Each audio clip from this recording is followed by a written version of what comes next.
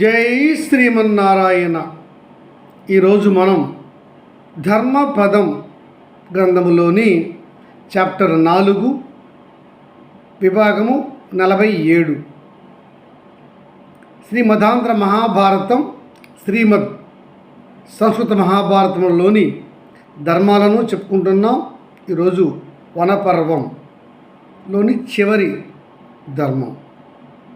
వనపర్వం అంటే తెలుగులో అరణ్య పర్వం. పాండవులు అరణ్యవాసంలో ఉండగా ఒకనాడు ధర్మరాజు మినహా నలుగురు పాండవులు వెళ్ళి ఒక కొలంలో నీళ్లు తాగుతారు.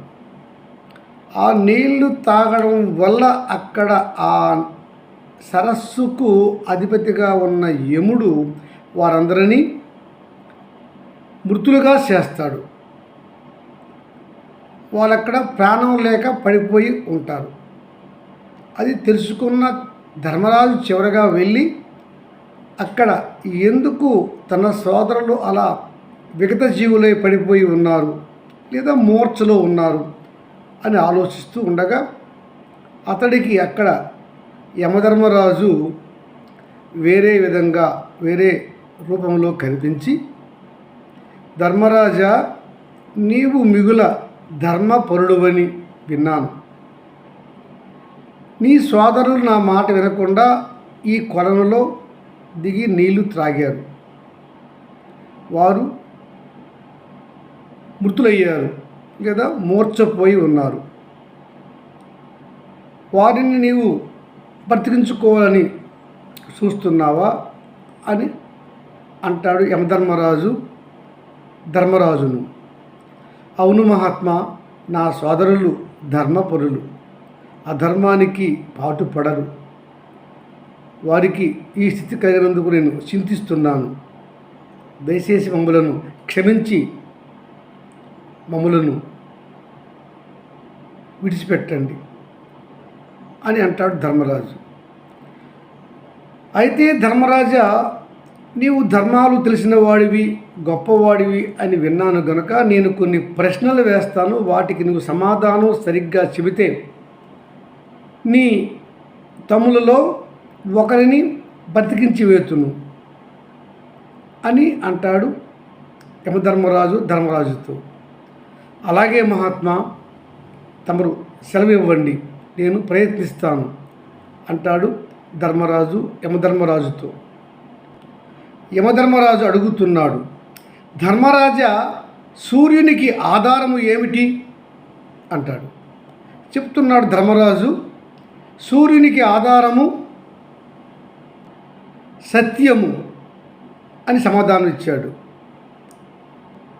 ధర్మరాజా, జీవన్మృతుడు అనగా ఎవరు అంటే చెప్తున్నాడు సమాధానం ధర్మరాజు, మహాత్మా, జీవన్మృతుడు అంటే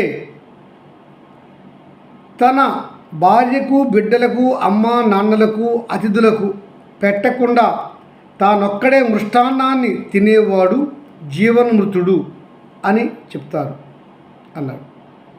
అయితే ధర్మరాజా, ఈ భూమి కంటే గొప్పది ఏది అంటాడు. సమాధానం చెప్తున్నాడు ధర్మరాజు, మహాత్మా, భూమి కంటే గొప్పది తల్లి. అయితే ధర్మరాజా, ఆకాశము కంటే గొప్పది పొడవైనది ఏది అంటాడు. చెప్తున్నాడు ధర్మరాజు, మహాత్మా, ఆకాశము కంటే గొప్పది పొడవైనది తండ్రి. అవునా?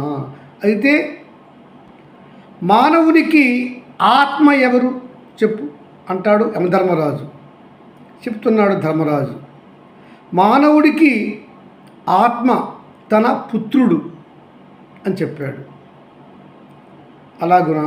అయితే ధర్మరాజా, మానవునికి దైవిక చుట్టము ఎవరు అంటే చెప్తున్నాడు ధర్మరాజు, మహాత్మా, మానవునికి దైవిక చుట్టము అతను వివాహమాడిన భార్య అని చెప్పాడు.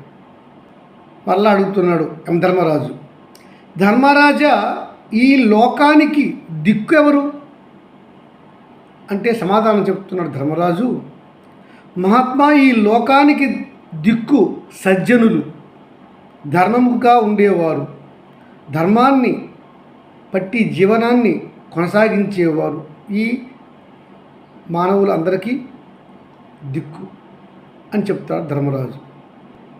అయితే ధర్మరాజా, ఒక గట్టి ప్రశ్న అడుగుతున్నాను, ఆలోచించి సమాధానం చెప్పు. భూమిపైన కానీ విశ్వంలో కానీ మొత్తం పైన ఉన్న ధర్మాలలో అత్యంత గొప్ప ధర్మము ఏది చెప్పుము అంటాడు.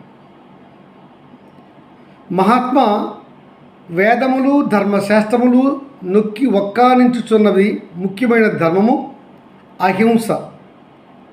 మానవుడు హింస చేయకుండా ఉండడమే గొప్ప ధర్మము, గొప్ప తపస్సు అని చెప్పాడు ధర్మరాజు. ధర్మరాజా, ఈ విశ్వాన్ని, సూర్యుడిని నడిపించే గొప్ప శక్తి ఏది? ఏ శక్తి వల్ల సూర్యుడు భ్రమిస్తున్నాడు అని అడిగాడు. ధర్మరాజు చెప్తున్నాడు సమాధానం, మహాత్మా, సూర్యుడు భ్రమణానికి, లోకములు పరిపాలన కొరకు చేసే ఈ కార్యానికి కారకుడు బ్రహ్మం, పరబ్రహ్మం అని చెప్పుకొచ్చాడు ధర్మరాజు. ఇలా 32 ప్రశ్నలు అడిగాడు యక్షుడి రూపంలో ఉన్నటువంటి ఆ యమధర్మరాజు. అన్నింటికీ సమాధానాలు సక్రమంగా చెప్పాడు ధర్మరాజు. యక్షుడి రూపంలో ఉన్న ఆ యమధర్మరాజు ధర్మరాజు యొక్క సమాధానాలకు సంతృప్తి చెంది మెచ్చుకొని, యమధర్మరాజా, నీకు మాటిచ్చిన విధముగా నీ తమ్ములలో ఒకరిని బతికింతును. ఎవరిని బతికింతమందు? భీముడునా, అర్జునుడునా, నకులుడునా, సహదేవుడునా చెప్పు అంటాడు యమధర్మరాజు. దానికి సమాధానంగా అంటున్నాడు ధర్మరాజు, మహాత్మా, నా 4 సోదరులని బతికించడానికి వీలు లేని నాడు నా సోదరుడు నకులుడిని బతికించండి అని అంటాడు ధర్మరాజు. ధర్మరాజు అలా కోరుకునేసరికి యమధర్మరాజు చిన్నపాటి నవ్వు నవ్వి, ధర్మరాజా, రానున్న కాలంలో మీకు రాజ్య స్థాపన అత్యవసరం. అందుకు యుద్ధములు రావచ్చు.